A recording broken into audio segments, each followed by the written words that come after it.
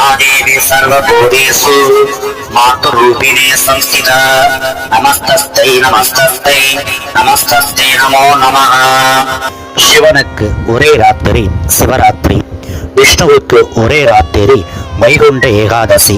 ஆனால் அம்பிகைக்கு 9 ராத்திரி நவராத்திரி. அம்பிகைக்கு பல நவராத்திரிகள் கொண்டாடப்பட்டாலும் தமிழகத்தில் புரட்டாசி மாதத்தில் வரும் நவராத்திரி ஆகிய சாரதா நவராத்திரியே சிறப்பாக கொண்டாடப்படுகிறது. அம்பிகையை முதல் 3 நாள் கிரியாசக்தியாகிய பார்வதியாகவும், அடுத்த 3 நாள் இச்சாசக்தியாகிய லக்ஷ்மியாகவும், அடுத்த 3 நாள் ஞானசக்தியாகிய சரஸ்வதியாகவும் வழிபட வேண்டும். நவராத்திரியின் 9ஆம் நாள் அம்பிகையை எவ்வளவில் வழிபட வேண்டும், என்ன நைவேத்தியம் படைக்க வேண்டும், சொல்ல வேண்டிய மந்திரம் மற்றும் பல விடயங்களை இக்காணொளியில் காண்போம். 9ஆம் நாள் அம்பிகையை சரஸ்வதி அவது லலிதா பரமேஸ்வரியாக வழிபட வேண்டும். வாசனை பொருட்களை கொண்டு ஆயுத கோலம் போட்டு வழிபட வேண்டும்.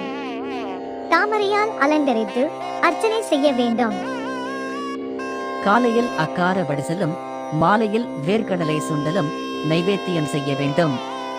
பழங்களில் நாவல் பழம் விசேடமானது. வசசந்தா ராகத்தில் பாட வேண்டும். கோலாட்டம் ஆடலாம்.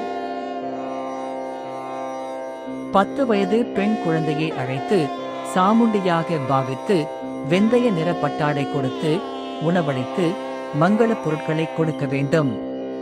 குழந்தை விளையாட கழச்சி காய் கொடுக்கலாம்.